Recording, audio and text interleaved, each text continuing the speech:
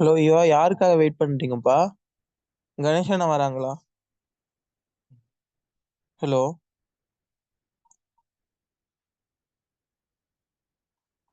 திரு bro.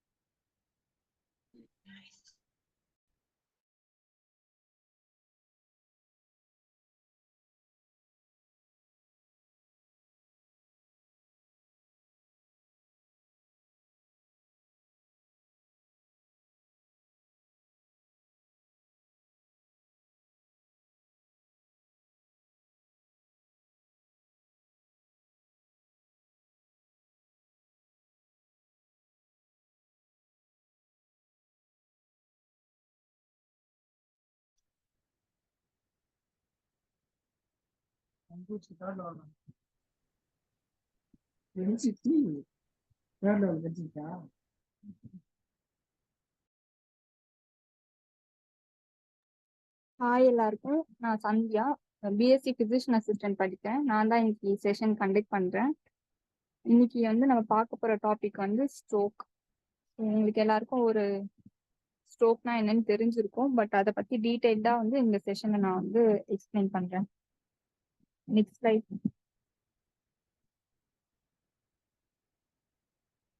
So stroke அப்படிங்கிறது வந்து cerebrovascular disease, அதோட வந்து ஒரு கிளினிக்கல் ஃபீச்சர் மாதிரி. அதுதான் வந்து ஸ்ட்ரோக் அப்படின்னு சொல்லுவோம். ஸோ இந்த ஸ்ட்ரோக்னால வந்து இதுதான் வந்து ஒரு தேர்ட் காமனஸ்ட் காஸ் ஆஃப் டெத்தா இருக்கு. ஸோ இதனால நிறைய இறப்புகள் வந்து நடக்குது. ஃபர்ஸ்ட் எதுன்னு பாத்தீங்கன்னா கேன்சர், அப்புறம் இஸ்கெமிக் ஹார்ட் டிசீஸ், இதுக்கப்புறம் பாத்தீங்கன்னா ஸ்ட்ரோக் தான் வந்து நிறைய டெத் காஸ் பண்ணுது. ஸோ இந்த ஸ்ட்ரோக் நடக்கிறதுனால என்ன ஆகும்னா பிரெயின்ல வந்து டிஸ்ஃபங்க்ஷன் நடக்கும். இந்த டிஸ்ஃபங்க்ஷனால பிரெயின்ல வந்து ஒரு ஹெமரேஜ்னாலயோ இல்ல பிரெயின்ல இருக்க பிளட் சப்ளை கம்மியாகிறதுனால இஸ்கீமியா நடக்கிறதுனால இந்த ஸ்ட்ரோக் வந்து அக்கர் ஆகும். Next slide. ஓகே, ஸ்ட்ரோக்னா என்னன்னு பார்க்கலாம். இப்போ ஸ்ட்ரோக் வந்து சிம்பிளா என்னன்னு பார்த்தீங்கன்னா பிரெயினோட பிளட் சப்ளைக்கு வந்து நிறைய பிளட் வெசல்ஸ்லாம் இருக்கும். ஸோ அந்த பிளட் வெசல்ஸ்ல வந்து பிளட் ஃப்ளோ வந்து கம்மியானாலோ இல்லை அந்த பிளட் ஃப்ளோல ஏதோ ஒரு பிளாக் அப்ஸ்ட்ரக்ஷன் இருந்தாலோ அப்போதான் வந்து நம்மளுக்கு ஸ்ட்ரோக் அப்படிங்கிறது நடக்கும். ஸோ இந்த ஸ்ட்ரோக் வந்து மெடிக்கல் எமர்ஜென்சி, உடனே வந்து நம்ம ட்ரீட் பண்ணியே ஆகணும், இல்லைன்னா அது வந்து டெத்ல கூட்டு போய் விட்டுரும்.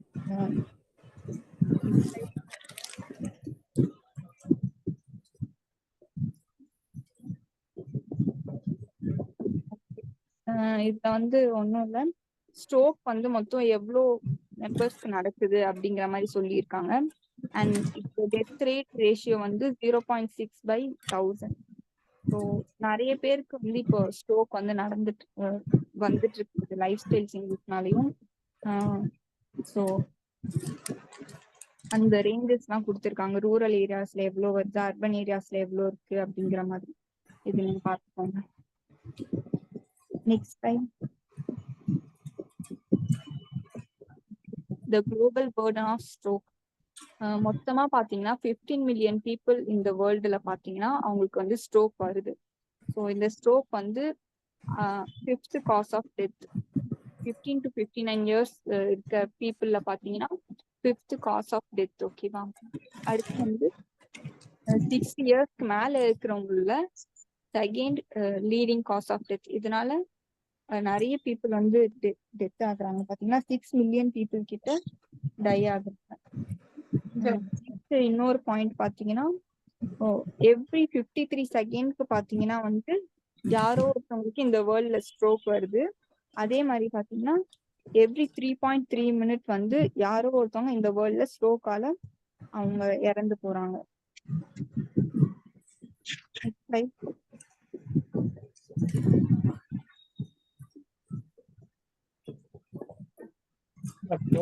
Okay, types of stroke.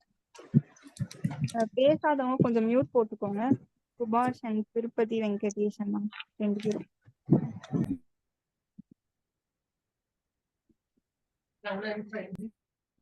சுபாஷ் மியூட் பண்ணுங்க. ஸோ டைப்ஸ் ஆஃப் ஸ்ட்ரோக் என்னென்னு பார்க்கலாம். Ischaemic stroke. ஸோ இந்த இஸ்கெமிக் ஸ்ட்ரோக் வந்து எதனால நடக்கும்னா, இந்த பிரெயினுக்கு பிளட் சப்ளை பண்ற பிளட் வெசல்ஸ்ல ஏதோ ஒரு அப்ஸ்ட்ரக்ஷன், அந்த பிளட் வந்து போகிறது தடுத்து நிறுத்துறதுனால வருது. ஸோ அப்படி பிளட் ஃப்ளோ வந்து அப்ஸ்ட்ரக்ட் ஆகிறதுனால அங்க பிரெயினுக்கு போக வேண்டிய ஆக்சிஜன் வந்து ஒழுங்கா போய் சேராது. ஸோ இந்த இஸ்கெமிக் ஸ்ட்ரோக் தான் வந்து நிறைய பீப்புளுக்கு வரும். ஸோ 80% இந்த ஸ்ட்ரோக் தான் வரும்.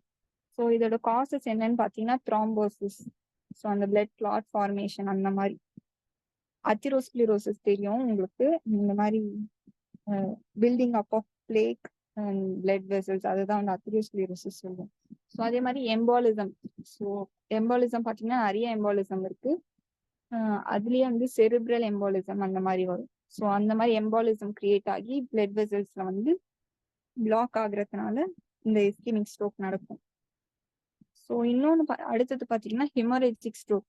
இந்த ஹெமரேஜிக் ஸ்ட்ரோக்ல வந்து பிளட் வெசல்ஸ் இருக்கு இல்லையா, அது வந்து ரப்சர் ஆகும். அது ரப்சர் ஆயிட்டு பிரெயின் இருக்க அந்த வென்ட்ரிகல்ஸ் அங்க எல்லாமே வந்து ப்ளீட் ஆகும்.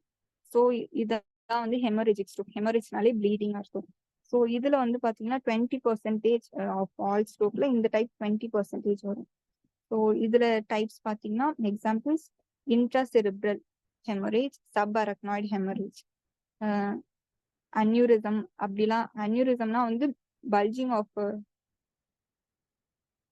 Blood vessels. ஸோ அந்த மாதிரி பல்ஜிங் அந்த மாதிரி இருக்கிறதுனால அது ரப்சர் ஆச்சுன்னா அது வந்து ஹெமரேஜிக் ஸ்ட்ரோக்கை காஸ் பண்ணும். Next slide. டவுட்ஸ் இருந்தா கேளுங்க ஏதாச்சும். ஸோ இதுதான் வந்து எப்படி த்ராம்பஸ் இல்ல அத்திரோஸ்க்ளிரோசிஸ்லாம் எப்படி ஃபார்ம் ஆகுது அப்படிங்கிற மாதிரி, பிளட் கிளாட் இப்படி ஃபார்ம் ஆகி எப்படி அப்ஸ்ட்ரக்ஷன் நடக்குது அப்படின்ட்டு பிக்சர்ல ஷோ பண்ணியிருக்காங்க. Next slide. ஓகே, இங்க இருக்கு பாருங்க. இஸ்கெமிக் ஸ்ட்ரோக் எப்படி இருக்கும், ஹெமரேஜிக் ஸ்ட்ரோக் எப்படி இருக்கும். இஸ்கெமிக் ஸ்ட்ரோக்ல இந்த கீழே பாத்தீங்கன்னா தெரியும், அந்த பிளட் வெசல்ல அப்ஸ்ட்ரக்ஷன் ஆகியிருக்கு பாருங்க. அதே மாதிரி ஹெமரேஜிக் ஸ்ட்ரோக்ல அந்த பிளட் வெசலே ரப்சர் ஆகி ஃபுல்லா ப்ளீடிங் இருக்கு. Next slide. So risk factors of stroke, என்னென்ன ரிஸ்க் ஃபேக்டர்ஸ்லாம் இருக்கு. இப்போ ஃபர்ஸ்ட் வந்து நம்ம அன்மாடிஃபைபிள் ரிஸ்க் ஃபேக்டர்ஸ் பார்க்குறோம். ஸோ இந்த ரிஸ்க் ஃபேக்டர்ஸ்லாம் நம்மளால மாற்ற முடியாது. அது வந்து ஹெரிடிட்ரியா வர factors. So age, increased age, ரொம்ப வயசானவங்களுக்கு ஸ்ட்ரோக் வரும். அப்புறம் ஜெண்டர்ல பாத்தீங்கன்னா மேலுக்கு வந்து அதிகமா வரும் ஃபீமேலை விட. அடுத்து பாத்தீங்கன்னா ரேஸ். ஸோ இந்த ஆப்பிரிக்கன்ஸ் அப்புறம் கெரேபியன்ஸ், ஸோ இவங்களுக்குலாம் அதிகமா வரும் compared to Asia and Europe. அப்புறம் ப்ரீவியஸ் வாஸ்குலர் ஈவெண்ட், ஆல்ரெடி வந்து அவங்களுக்கு ஒரு ஹார்ட் அட்டாக்கோ மயோகார்டியல் இன்ஃபாக்ஷனோ இல்லை ப்ரீவியஸா வந்து அவங்களுக்கு ஒரு ஸ்ட்ரோக்கு இல்லை அத்திரோஸ்க்ளிரோசிஸ் அந்த மாதிரி, இல்லை பெரிஃபரல் வாஸ்குலர் டிசீசஸ் இந்த மாதிரி டிவிடி அந்த மாதிரி ஏதாவது வந்திருந்தாலும் அது வந்து ஒரு ரிஸ்க் ஃபேக்டரா இருக்கும் பிளட் கிளாட்டிங்க்கு. அப்புறம் ஹெரிடிட்ரி, பரம்பரையா வரும்ல அந்த மாதிரி சொல்லுவாங்க, ஃபேமிலி ஹிஸ்டரி அந்த மாதிரி. அப்புறம் ஹை ஃபிப்ரினோஜன் வந்து ஒரு பிளட் கிளாட்டிங் ஃபேக்டர். ஸோ அந்த பிளட் கிளாட்டிங் ஃபேக்டர் வந்து அதிகமா இருந்தாலுமே வந்து பிளட் கிளாட் ஆகிடும்ல, ஸோ அது வந்து அப்ஸ்ட்ரக்ட் ஆகி ஸ்ட்ரோக் வரும். Next slide. இப்போ வந்து நம்ம பாக்குறது மாடிஃபைபிள் ரிஸ்க் ஃபேக்டர்ஸ். ஸோ முன்னாடி பார்த்த ரிஸ்க் ஃபேக்டர்ஸ்லாம் நம்மளால எந்த ஒரு இன்டர்வென்ஷனும் பண்ணி மாற்ற முடியாது. ஸோ இந்த ரிஸ்க் ஃபேக்டர்ஸ்லாம் வந்து நம்மளால ஒரு மெடிகேஷன்ஸ் எடுத்தோ இல்லை லைஃப் ஸ்டைல் சேஞ்சஸ் பண்ணியோ நம்மளால மாற்ற முடியும்.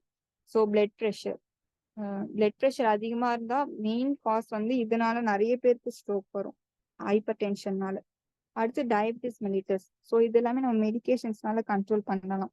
அதுக்கப்புறம் லைஃப் ஸ்டைல் பார்த்தீங்கன்னா excessive alcohol intake, cigarette smoking நிறைய இருக்கிறதுனால. இப்போ சிகரெட் ஸ்மோக்கிங்லாம் நிறைய இருந்தா கொலஸ்ட்ரால் அத்திரோஸ்க்ளிரோசிஸ் வரும். ஸோ அதனால வந்து ஸ்ட்ரோக் வர்றதுக்கு நிறைய வாய்ப்பு இருக்கு. அடுத்து பார்த்தீங்கன்னா ஹைப்பர் லிபிடெமியா, இந்த கொலஸ்ட்ரால் ப்ராப்ளம்ஸ், கொலஸ்ட்ரால் லெவல்ஸ் இன்க்ரீஸ்டா இருக்கிறதுனால. அதெல்லாம் நம்ம வந்து அட்ரோவாஸ்டாட்டின்ஸ் அந்த ட்ரக்ஸ் எடுத்து நம்ம அதை கண்ட்ரோல் பண்ணலாம். அடுத்து வந்து heart diseases, atrial fibrillation, congestive cardiac failure, infective endocarditis. So இது எல்லாமே வந்து நம்ம ட்ரீட் பண்ணி மாடிஃபை பண்ண முடியும். அடுத்து estrogen containing drugs, oral contraceptive pills, hormone replacement therapy, அப்புறம் polycythemia, blood clotting disorders. So இதனாலலாம் வந்து ஒரு ரிஸ்க் ஃபேக்டரா இருக்கு ஸ்ட்ரோக். Next slide. ஓகே, இப்போ வந்து ஸ்ட்ரோக்கோட கிளினிக்கல் ஃபீச்சர்ஸ் என்னென்னு பார்க்கலாம். ஃபர்ஸ்ட் ப்ரெசென்டிங் ப்ராப்ளம்ஸ் வந்து கொஞ்சம் கொஞ்சமா தான் வந்து மினிட்ஸ் டு ஹவர்ஸ்ல வந்து டிஃபர் ஆகும். ஒரு சிலருக்கு சடனா டெவலப் ஆயிடும், ஒரு சிலருக்கு கொஞ்சம் டைம் எடுத்து அந்த ஃபீச்சர்ஸ் எல்லாமே டெவலப் ஆகும். ஃபர்ஸ்ட் வந்து பாத்தீங்கன்னா வீக்னஸ், ஹேண்டோ இல்ல ஒரு சைடு ஆஃப் த பாடி ஹெமிப்ளேஜிக் பேட்டர்ன்லயும் வந்து வீக்னஸ் நடக்கலாம். யூனிலேட்ரல் வீக்னஸ் ஒரு சைட்லயும், இந்த லெக் அப்புறம் ஹேண்டு ஷோல்டர் ஃபேஸ்லயுமே வந்து ஃபேஷியல் நர்வ் வீக்னஸும் வரலாம். ஸோ அந்த மாதிரி யூனிலேட்ரலாவும் வீக்னஸ் இருக்கலாம், பைலேட்ரலாவும் இருக்கலாம். அது வந்து ஹெமிப்ளேஜிக் பேட்டர்ன். ஹெமிப்ளேஜிக்னா one side of the body. Next வந்து ரெஃப்ளெக்ஸஸ், இந்த பிளான்டார் ரெஃப்ளெக்ஸ் அந்த மாதிரி நிறைய ரெஃப்ளெக்ஸஸ் இருக்கு. ஸோ அதெல்லாம் வந்து நம்ம பாடியில கொஞ்சம் கொஞ்சமா டிக்ரீஸ் ஆக ஆரம்பிக்கும் ஸ்ட்ரோக் வந்துருச்சுன்னா. ஸோ நம்ம பிசிக்கல் எக்ஸாமினேஷன் பண்ணா தெரிஞ்சிடும். அடுத்து வந்து பாத்தீங்கன்னா upper motor neuron weakness of the face. So ஃபேஸ்ல வந்து 7th கிரேனியல் நர்வ் இருக்கு. ஸோ அது வந்து அஃபெக்ட் ஆகுறதுனால ஃபேஷியல் வீக்னஸ், ஒரு சைடு ஃபேஸே வந்து கொஞ்சம் ஈக்குவலா இருக்காது, ஒரு மாதிரி டிராப் ஆன மாதிரி இருக்கும். இதெல்லாம் வந்து கிளினிக்கல் மேனிஃபெஸ்டேஷன்ஸ். Next type. அடுத்து வந்து பாத்தீங்கன்னா ஸ்பீச் டிஸ்டர்பன்சஸ். ஸோ அவங்களால வந்து பாத்தீங்கன்னா ஒழுங்கா பேசவே முடியாது. அவங்களோட டிஸ்பேசியா அண்ட் டிஸ்ஆர்த்ரியா இது ரெண்டுமே பாத்தீங்கன்னா டிஃபிகல்ட்டி ஆஃப் ஸ்பீச், பேசுறதுக்கே அவங்களுக்கு கஷ்டமா இருக்கும், வேர்ட்ஸ் இது பண்றதுக்கு. இன்னொன்னு வந்து பாத்தீங்கன்னா லாங்குவேஜஸ் வந்து பேசுறதுக்கே இந்த கஷ்டமா இருக்கும், ரொம்ப வளர்ற மாதிரி, அவங்க என்ன பேசுறாங்கன்னே புரியாத மாதிரி இருக்கும். அடுத்து பாத்தீங்கன்னா விஷுவல் டெபிசிட். ஸோ இந்த ஸ்ட்ரோக்னால பாத்தீங்கன்னா வந்து விஷுவல் லாஸ் நடக்க வாய்ப்பு இருக்கு. பட் ஆனா வந்து திரும்பி நம்ம அந்த விஷன் வந்து நம்மளால கெயின் பண்ண முடியும். ஸோ இதுல வந்து யூனிலேட்ரல் ஆப்டிக் எஸ்கீமியா, அந்த ஆப்டிக் நர்வ்ல இருக்க பிளட் சப்ளை கம்மியாகிறதுனால அந்த ஆப்டிக் எஸ்கீமியா நடக்கும். ஸோ அதனால வந்து விஷுவல் லாஸ் நடக்கும். அதுக்கப்புறம் internal carotid artery and ophthalmic artery, இங்க இருக்க பிளட் ஃப்ளோ டிஸ்டர்பன்ஸ் இருக்கிறதுனால மோனோ ஆக்குலர் பிளைண்ட்னஸ் நடக்கும். 2 கண்ணுலயுமே வந்து பிளைண்ட்னஸ் இருக்கும், 2 கண்ணுமே தெரியாது. அதுக்கப்புறம் ஆனா வந்து இது வந்து ட்ரீட்டபிள் தான். அந்த ஸ்ட்ரோக்லாம் நம்ம கரெக்ட் பண்ணிட்ட பிறகு அந்த ஆர்ட்ரியில பிளட் சப்ளை நார்மலா ஆச்சுன்னா விஷன் வந்து திருப்பி வந்துடும். அடுத்து வந்து பாத்தீங்கன்னா எமியானோபியா.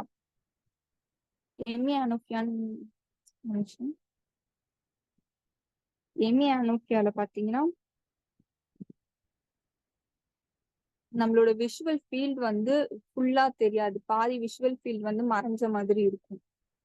ஸோ பாதி ஃபீல்ட் வந்து நம்மளுக்கு தெரியாது, அந்த மாதிரி இருக்கும். பிட்டோசிஸ்னா ஒரு கண்ணே அப்படியே மூடிடும், அந்த ஐலிட் வந்து மூடிடும், டிராப்பிங் ஆஃப் ஐலிட்ஸ்ன்னு சொல்லுவாங்க. ஸோ அது நடக்கும். அப்புறம் ஐ மூவ்மெண்ட்ஸ், நம்மளால right to left up down இது எல்லாமே எதுவுமே பண்ண முடியாது. ஸோ இதெல்லாம் வந்து விஷுவல் டெபிசிட்ஸ் ஸ்ட்ரோக்னால நடக்குது. Next slide. Okay, visuospatial dysfunction. So இதுல வந்து பாத்தீங்கன்னா damage to non-dominant cortex often results in contralateral visuospatial dysfunction. So இதுல வந்து பாத்தீங்கன்னா நம்ம ஒரு விஷயத்த பார்க்க முடியும், பட் அதை புரிஞ்சுக்கிட்டு நம்மளால வந்து அந்த விஷயத்த வந்து ஆக்ஷன்ல எடுத்துட்டு வர முடியாது. இப்போ ஃபார் எக்ஸாம்பிள், இப்போ நம்ம ஒரு ஃப்ளவர் பார்த்து அதை வரையணும் அப்படின்னு நினைச்சா நம்ம பாக்குறது தெளிவா தான் இருக்கும், அது நம்மளுக்கு புரியும். பட் ஆனா நம்ம வரையணும்னு நினைச்சா ஆக்ஷன்ல அது நம்மளால வரைய முடியாது, வேற ஏதோ ஒரு இமேஜ் மாதிரி வரும். ஸோ இதுதான் வந்து விஷுவோஸ்பாட்டியல் டிஸ்ஃபங்க்ஷன். அதுக்கப்புறம் பாத்தீங்கன்னா இப்போ ரைட் சைட் ஆஃப் த பிரெயின்ல ஏதோ ஒரு ப்ளீடிங் இருந்தா நம்மளுக்கு அஃபெக்ட் ஆகுறது வந்து லெஃப்ட் சைட் ஆஃப் த பாடியில இருக்கும். ஸோ இந்த மாதிரி கான்ட்ராஸ்டா வந்து இதுல அஃபெக்ட் ஆகும். அப்புறம் அப்ரெக்ஷியா, இதுல போட்டிருக்காங்க பாருங்க, காம்ப்ளெக்ஸ் டாஸ்க் எல்லாமே வந்து நம்மளால பண்ண முடியாது அப்படின்ட்டு. அப்புறம் விஷுவல் நெக்லெக்ட்.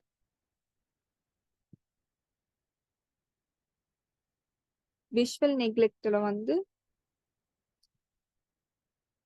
அதான் நம்ம வந்து ஒரு விஷயத்த பார்ப்போம், ஒரு கிளாக்கோ இல்ல ஒரு ஃப்ளவரோ, அது நம்மளால அது வந்து அந்த இமேஜ்ல இருக்க மாதிரி நம்மளால வரைய முடியாது. ஸோ இதெல்லாம் ஒரு கிளினிக்கல் ஃபீச்சர். அடுத்து வந்து அட்டெக்ஷியா. அட்டெக்ஷியானா வந்து அப்நார்மலா மூவ்மெண்ட்ஸ் இருக்கும், மசில் மூவ்மெண்ட்ஸ். ஸோ ஸ்ட்ரோக் வந்து இந்த செரிபெல்லம்ல வந்து அஃபெக்ட் பண்ணும், டேமேஜ் பண்ணும். ஸோ இதனால வந்து அட்டெக்ஷன் நடக்கும். இது வந்து அக்யூட் கண்டிஷன் தான். ரொம்ப ரொம்ப நாள் இருக்காது. அடுத்து வந்து பாத்தீங்கன்னா டிப்ளோபியா. டிப்ளோபியானா டபுள் விஷன், நம்ம பாக்குற எல்லாமே ரெண்டு ரெண்டா தெரியும். அடுத்து வந்து வேர்டிகோ. வேர்டிகோனா ஒரு பொசிஷன் சேஞ்ச் பண்ணாலோ என்ன பண்ணாலும் ஒரு ஸ்பின்னிங் சென்சேஷன் இருக்கும். அதே மாதிரி இயர்ல ரிங்கிங் சென்சேஷனும் இருக்கும். ஸோ இதுதான் வந்து வேர்டிகோ. அடுத்து வந்து பாத்தீங்கன்னா இந்த ஸ்ட்ரோக்னால சீஷர்ஸுமே நடக்க வாய்ப்பு இருக்கு. இது வந்து இஸ்கிமிக் ஸ்ட்ரோக்ல மோஸ்ட்லி நடக்காது. பட் ஆனா மேபி ஹிமரேஜிக் ஸ்ட்ரோக்கா இருந்தா நடக்க வாய்ப்பு இருக்கு. Next slide. Okay, headache. நார்மலா பிரெயின்ல எந்த ஒரு ப்ராப்ளம்னாலுமே ஸ்லைட்டா ஹெட் ஏக் வந்து கண்டிப்பா இருக்கும். ஸோ இதுல வந்து ஹெட் ஏக் வந்ததுன்னா ஸ்ட்ரோக்ல அது வந்து மேபி ஒரு சப் அரக்னாய்ட் ஹெமரேஜாவோ இல்ல இன்ட்ராசெரிப்ரல் ஹெமரேஜாவோ பிரெயின்ல ஹெமரேஜ் இருக்கிறத குறிக்கும். ஸோ இஸ்கிமிக் ஸ்ட்ரோக்லயும் வந்து சம் டிகிரி ஆஃப் ஹெட் ஏக் வந்து வரும். பட் ஆனா ஹெமரேஜிக் ஸ்ட்ரோக்ல தான் வந்து ரொம்ப சிவியரான ஹெட் ஏக் வரும். ஸோ செரிப்ரல் வீனஸ் டிசீஸ் அந்த மாதிரி கண்டிஷன்ஸ்லயுமே வந்து ஹெட் ஏக் வர வாய்ப்பு இருக்கு. ஸோ இப்ப இந்த ஸ்ட்ரோக் வந்து ஒரு பர்சனை கோமால கூட வந்து கூட்டு போய் விட்டுரும். ஏன்னா வந்து பிரெயின் ஸ்டெம்மும் வந்து இன்வால்வ் ஆகி இருக்கிறதுனால இஸ்கிமிக் ஸ்ட்ரோக் வந்ததுன்னா சம்டைம்ஸ் அவங்க கோமா போகிறதுக்குமே வாய்ப்பு இருக்கு. நெக்ஸ்ட் வந்து பாத்தீங்கன்னா sexual dysfunction, psychological dysfunction and bladder and bowel disturbances, musculoskeletal complications, cardiac and respiratory deconditioning, hemiplegic gait, agnosia. So இந்த மாதிரி எல்லாமே மோஸ்ட்லி பிரெயின் தான் வந்து எல்லாமே கண்ட்ரோல் பண்றதுனால எல்லாமே வந்து மோஸ்ட்லி அந்த பிரெயின் வந்து அஃபெக்ட் பண்ணிடும், எல்லா ஃபங்க்ஷன்ஸுமே. ஸோ அக்னோஷியா அப்படின்னு பாத்தீங்கன்னா வந்து ஒரு நம்மளுக்கு நல்லா தெரிஞ்ச ஒரு பொருளா இருக்கும். ஸோ அந்த பொருளோட பேர் கூட வந்து நம்மளுக்கு ஞாபகம் வச்சிருக்க முடியாது. ஸோ அந்த மாதிரி ஒரு கண்டிஷன் அது.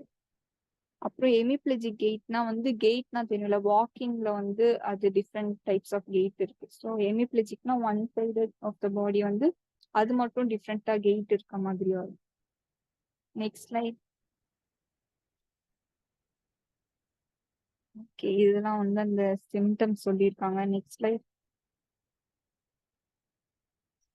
இதுதான் வந்து ரொம்ப இம்பார்ட்டன்ட். இது வந்து நீங்க நல்லா ஞாபகம் வச்சுக்கோங்க, சைன்ஸ் அண்ட் சிம்டம்ஸ். ஸோ இப்ப யாருக்கு இந்த சிம்டம்ஸ் இருந்தாலுமே நீங்க வந்து உடனே வந்து எமர்ஜென்சியா ஹாஸ்பிட்டல் கால் பண்ணி அவங்கள வந்து மெடிக்கல் எமர்ஜென்சி அவங்களுக்கு ரொம்ப தேவைப்படுதுன்னு அர்த்தம். ஸோ என்னென்ன வார்னிங் சைன்ஸ் அப்படின்னு பார்த்துக்கோங்க. ஃபர்ஸ்ட், அந்த பர்சனுக்கு வந்து பேலன்ஸ் இருக்காது, லாஸ் ஆஃப் பேலன்ஸ். அது வந்து ஸ்ட்ரோக்குக்கு ஒரு main symptoms, loss of balance and headache இல்லாட்டி டிசினஸ், ஒரு மாதிரி மயக்கம் வர மாதிரி அந்த மாதிரி இருக்கும், தலை சுத்திட்டே இருக்க மாதிரி இருக்கும். இது வந்து பி.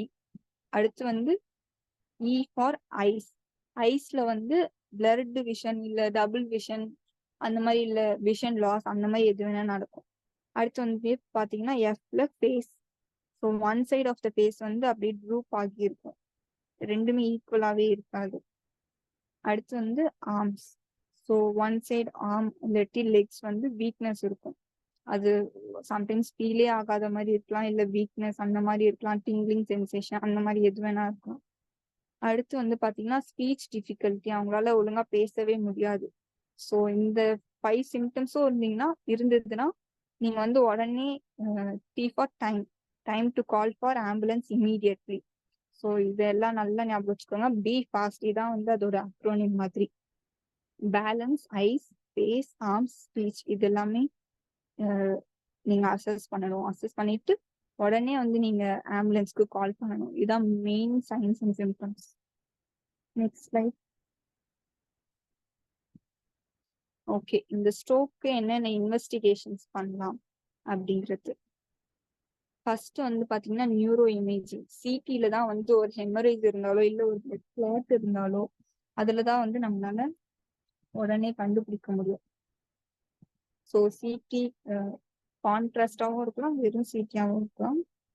அதுக்கப்புறம் வந்து பாத்தீங்கன்னா எம்ஆர்ஐ. இப்போ பேஷண்ட் வந்து ரொம்ப நேரம் ஆயிடுச்சு அப்படின்னு லேட்டா வந்து ஹாஸ்பிட்டலுக்கு வந்தாங்கன்னா அவங்களுக்கு வந்து எம்ஆர்ஐனால வந்து கண்டுபிடிக்க முடியும். பட் ஆனா மோஸ்ட்லி வந்து சிடி தான். ஓகேவா? அடுத்து CT and MRI to detect small vessel disease. இப்போ வந்து ஏதாச்சும் ஹெமரேஜ் அந்த மாதிரிலாம் இருந்தா வந்து சிடில ஈஸியா கண்டுபிடிச்சிடலாம். அதான் ஸ்மால் வெசல் டிசீஸ்னு சொல்லுவோம். அது மாதிரி அன்யூரிசம் இதெல்லாமும் வந்து சிடில தான் கண்டுபிடிக்க முடியும்.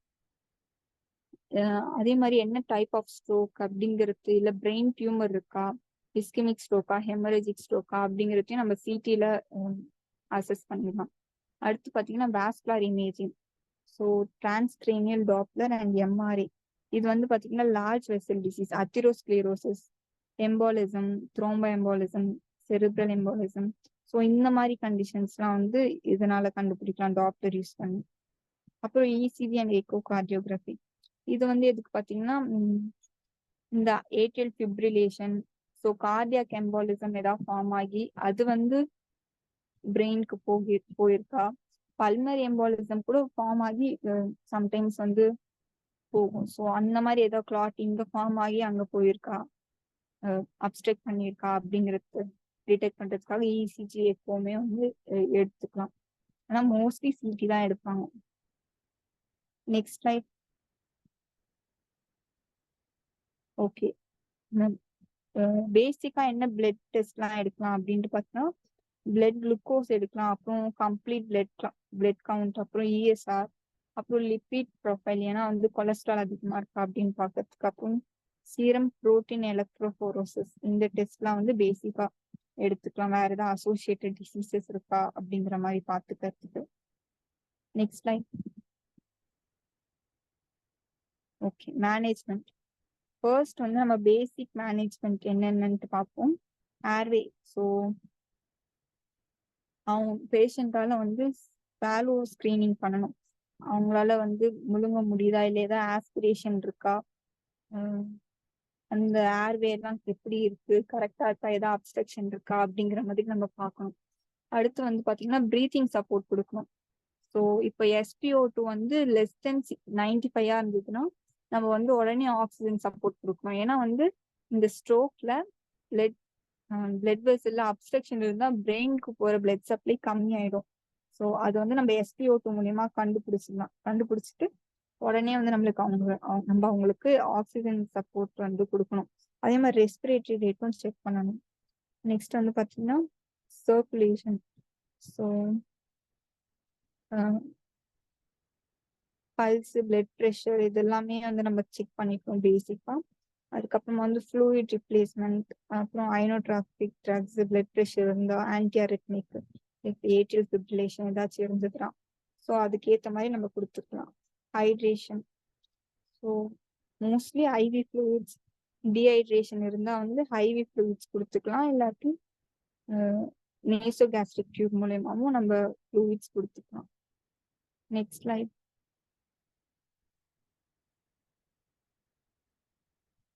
ஓகே, அடுத்து நியூட்ரிஷன். நியூட்ரிஷன் ஸ்டேட்டஸ் வந்து நம்ம அசஸ் பண்ணணும் BMI அந்த மாதிரி மூலயமா. அப்புறம் நியூட்ரிஷன் சப்ளிமெண்ட்ஸ் ஏதாவது வேணும்னா, இப்போ விட்டமின் டெஃபிஷியன்சி ஸோ அந்த மாதிரி ஏதாச்சும் இருந்ததுன்னா அது வந்து நம்ம அதுக்கேற்ற மாதிரி கொடுத்து அதுக்கேற்ற மெடிசன்ஸ் கொடுத்து கரெக்ட் பண்ணிக்கலாம்.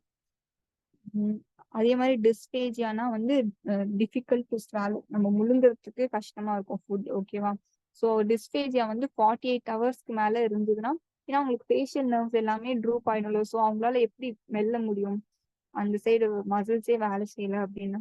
ஸோ அதனால டிஸ்பேஜியா வந்து இருந்ததுன்னா அவங்களுக்கு உடனே வந்து நேசோகாஸ்ட்ரிக் டியூப் போட்டு அது மூலியமா வந்து ஃபீடிங் ஸ்டார்ட் பண்ணணும். அடுத்து மெடிகேஷன்ஸ். இப்போ பேஷண்ட்னால வந்து டிஸ்பேஜியா இருக்கிறதுனால வாய் வழியா மருந்து மாத்திரை எடுத்துக்க முடியும்னா நம்ம உடனே IV லைன் சென்ட்ரல் லைன் அந்த மாதிரி ஏதாச்சும் ஆல்டர்னேட்டிவ் வந்து பார்க்கணும். நெக்ஸ்ட் பிளட் ப்ரெஷர் கண்ட்ரோல் பண்றது ஸ்ட்ரோக் பொறுத்த வரைக்கும் ஒரு மெயினான process. So anti hypertensive drugs கொடுக்கணும். நெக்ஸ்ட் வந்து பார்த்தீங்கன்னா பிளட் குளுக்கோஸ் லெவல்ஸ் நார்மலா மெயின்டைன் பண்ணணும். லெஸ் தென்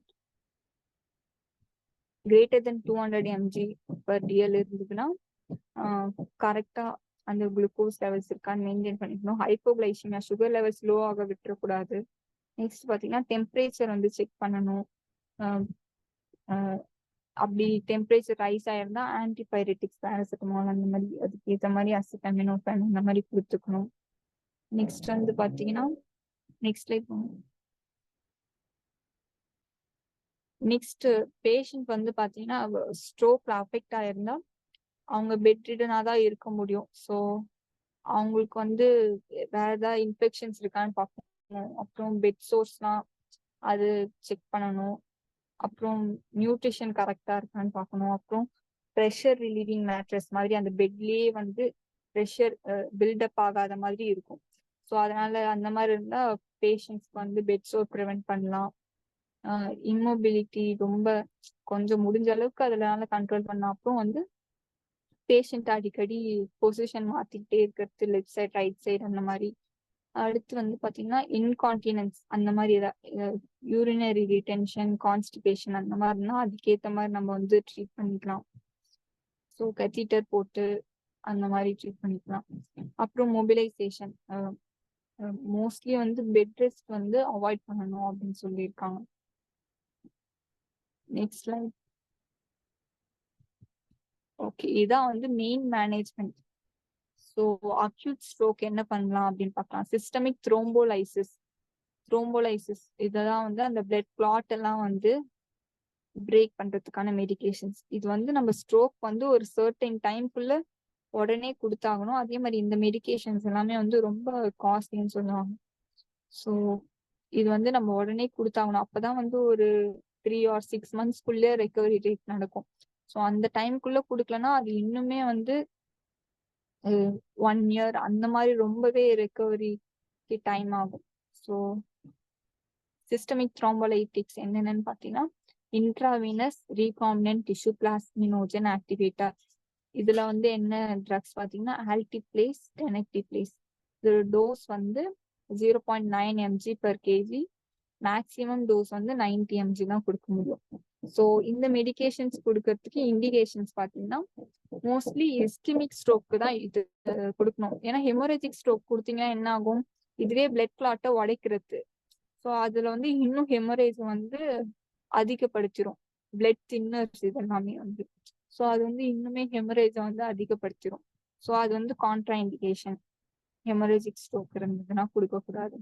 நெக்ஸ்ட் வந்து ட்ரக் வந்து அந்த ஸ்ட்ரோக் ஸ்டார்ட் ஆகி ஒரு 4.5 hours கொடுக்கணும். அந்த டைம் மென்ஷன் பண்ணியிருக்காங்க பாருங்க. ஸோ அப்போதான் வந்து அது எஃபெக்டிவா இருக்கும். நெக்ஸ்ட் வந்து சிடி ஸ்கேன்ல வந்து எந்த ஒரு ஹெமரேஜ் இல்லை எடிமா எதுவுமே வந்து இருக்கக்கூடாது. ஸோ அப்படின்னா தான் வந்து இந்த ஆல்டிப்ளேஸ், டெனக்டிப்ளேஸ் கொடுக்க முடியும். அதே மாதிரி பிபி வந்து 185 to 110 mmHg இதுக்குள்ள இருந்தாதான் வந்து நம்ம இந்த ட்ரக்ஸ் கொடுக்க முடியும். ஏஜ்மே வந்து 18 years மேல இருக்கணும். நெக்ஸ்ட் கான்ட்ரா இண்டிகேஷன்ஸ் வந்து முன்னாடியே சொன்ன மாதிரி ஹெமோரேஜிக் ஸ்ட்ரோக்கா இருந்தா கொடுக்கக்கூடாது, பிரெக்னன்சியா இருந்தா கொடுக்கக்கூடாது, ஏதோ ஒரு பிரெயின் டியூமர் இல்ல சிஎன்எஸ் டியூமர் அந்த மாதிரி இருந்தா கொடுக்கக்கூடாது. அதுக்கப்புறம் ரீசெண்டா ஏதாவது சர்ஜரி பண்ணியிருக்காங்க இல்ல பிரெயின்லயோ இல்ல எங்கேயோ வேற ஏதோ ஒரு பார்ட்ல ஏதோ ஒரு சர்ஜரி, ரீசன்ட் சர்ஜரி அப்படின்னா இந்த ட்ரக்ஸ் கொடுக்கக்கூடாது.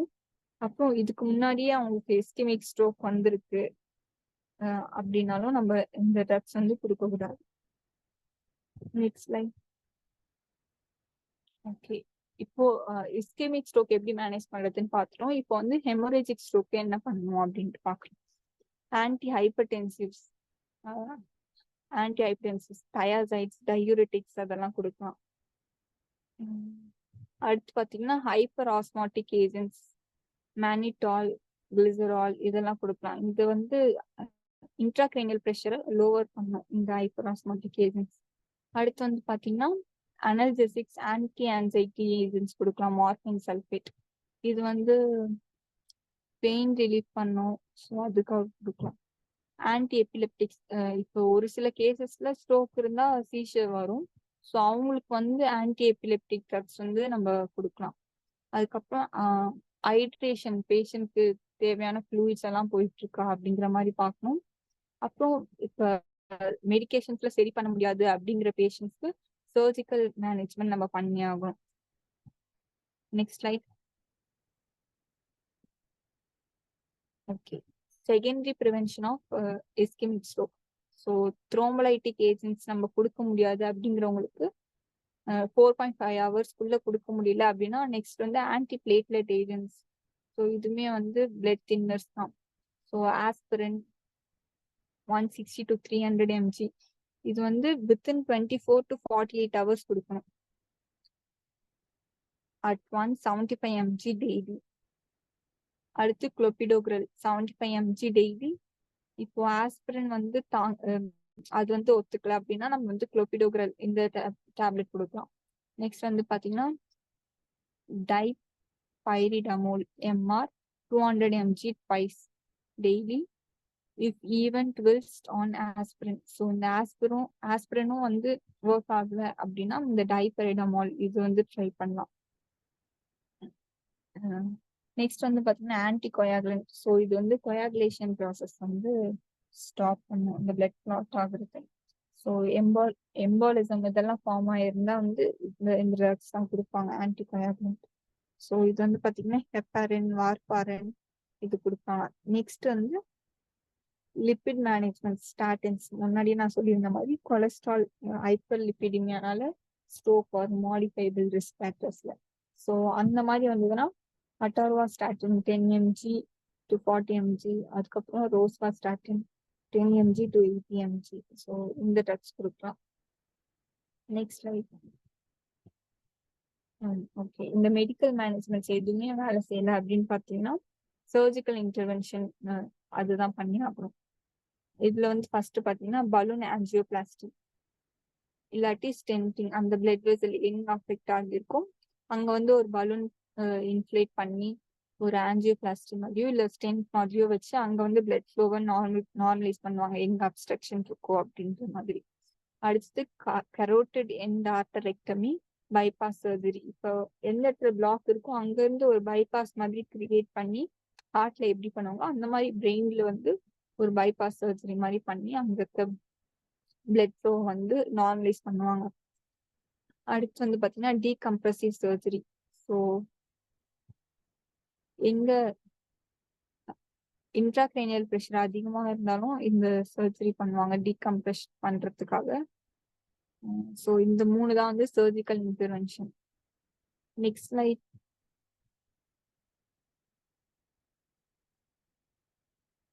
ஓகே, இப்போ வந்து இந்த ஸ்ட்ரோக்காக நம்ம என்னென்ன லைஃப் ஸ்டைல் மாடிஃபிகேஷன்ஸ் நம்ம பண்ணலாம் நம்ம ப்ரிவென்ட் பண்றதுக்கு, இல்ல வந்துட்ட பிறகு இந்த மாடிஃபிகேஷன்ஸ் தான் பண்ண நம்மளோட குவாலிட்டி ஆஃப் லைஃப் வந்து இம்ப்ரூவ் ஆகும். அது என்னென்னு பாத்தீங்கன்னா ஸ்மோக்கிங். நம்ம ஸ்மோக்கிங் வந்து பண்ணவே கூடாது, ஸ்டாப் பண்ணணும் கண்டிப்பா. அடுத்து சால்ட் இன்டேக் வந்து லோவர் பண்ணணும், ஏன்னா அப்பதான் வந்து பிபி கண்ட்ரோல்ல இருக்கும். நெக்ஸ்ட் வந்து ஃபேட் இன்டேக், அந்த ஃபேட்டி ஃபுட்ஸ் ஆயிலி ஃபுட்ஸ் அது எல்லாமே எதுவுமே எடுக்கக்கூடாது. நெக்ஸ்ட் வந்து ஆல்கஹால் இன்டேக் வந்து கம்மி பண்ணணும், கம்ப்ளீட்டா அவாய்ட் பண்ணணும். நெக்ஸ்ட் வந்து பாத்தீங்கன்னா பிசிக்கல் ஆக்டிவிட்டி நல்லாவே பண்ணணும், எக்ஸசைஸ் யோகாஸ் அந்த மாதிரி நல்லாவே வந்து ஒரு பிசிக்கல் ஆக்டிவிட்டில இன்வால்வ் ஆகணும். அதே மாதிரி வெயிட் மேனேஜ்மெண்ட். இப்போ ஒபீஸா இருந்தாலுமே வந்து நிறைய டிசீசஸ் வரும், நிறைய காம்ப்ளிகேஷன்ஸ் வரும். ஸோ ரொம்ப ஒபீஸா இருந்தா நார்மல் வெயிட்க்கு கண்டிப்பா வந்தே ஆகணும். ஸோ இதனால தான் lifestyle modifications of stroke. Okay, session முடிஞ்சிருச்சு. ஏதாவது டவுட் இருந்தா கேளுங்க. இப்போ உங்க எல்லாருக்கும் ஸ்ட்ரோக் பத்தி ஒரு ஐடியா கிடைச்சிருக்கும்னு நினைக்கிறேன். ஸோ இந்த மாதிரி சிம்டம்ஸ் நீங்க எங்க உங்களுக்கு தெரிஞ்சவங்களையோ இல்லை எங்க நீங்க ஹாஸ்பிட்டல்ல இல்லை எங்க பார்த்தாலும் இந்த சிம்டம்ஸ் தான் நீங்க வந்து உடனே வந்து ஒரு மெடிக்கல் இன்டர்வென்ஷன் பண்ணியே ஆகும்.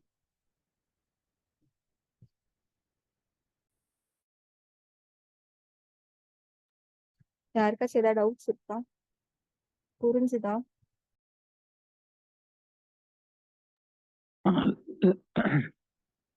சந்தியா சந்தியா சொல்லுங்க. டவுட்டும் இல்ல, நான் ஜஸ்ட் ஒன் திங்ஸ் வந்து கிளாரிஃபிகேஷன் பண்ணிக்கிறேன் உங்கள்ட்ட. நீங்க வந்து கேஷுவாலிட்டி அந்த எமர்ஜென்சி எல்லாம் போயிருக்கீங்களா? போயிருக்கேன்.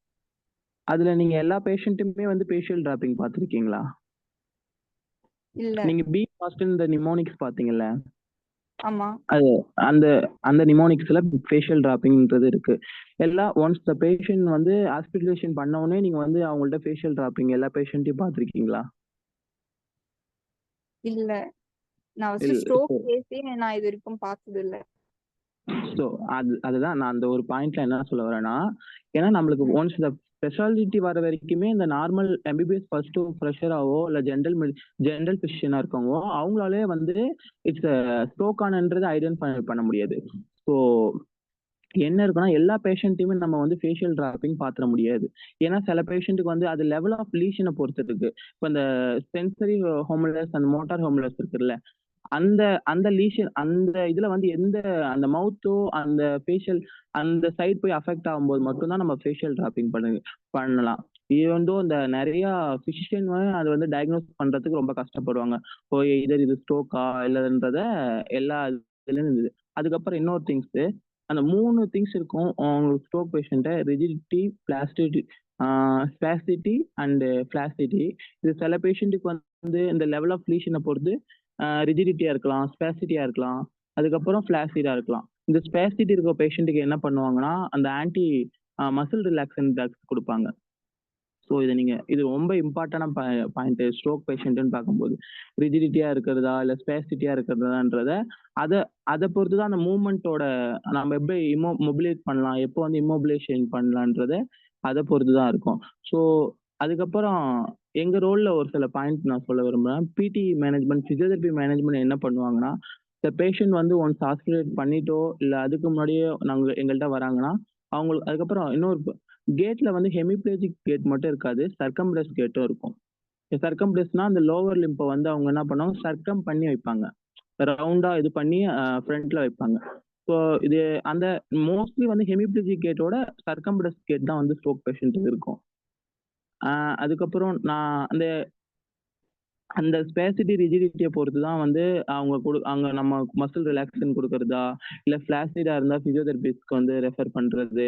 அதுக்கப்புறம் அவங்களுக்கு பேலன்ஸ் கம்மியாக இருக்கும்போது, பேலன்ஸ் இஷ்யூ இருக்கும்போது பேலன்ஸ் எக்ஸசைஸ் வந்து இது பண்ணுறது ஃபிசியோ வந்து ரெஃபர் பண்ணுவாங்க. ஸோ நம்மளால எல்லா இடத்துலையுமே அந்த ஃபேஷியல் டிராப்பிங்கை பார்க்க முடியாது. அதுக்கப்புறம் என்னன்னா சர்க்கம்ப்ளஸ் கேட் இருக்கும்.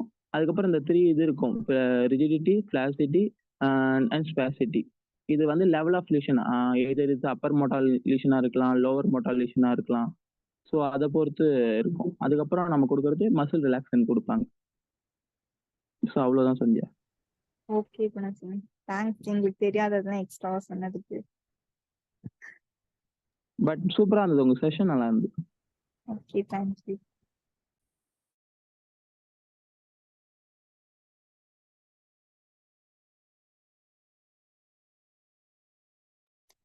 வேற யாருக்கா ஏதாவது டவுட்ஸ் இல்லை எக்ஸ்ட்ரா பாயிண்ட்ஸ் ஏதாவது ஆட் பண்ண வேண்டியது இருக்கா?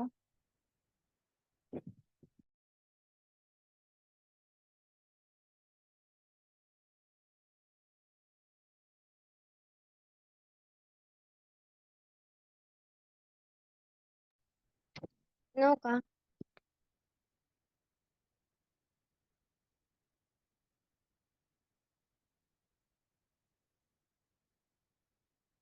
அண்ட் உங்களோட செஷன் நல்லா இருந்துச்சு. தேங்க்யூக்கா. தேங்க்யூமா.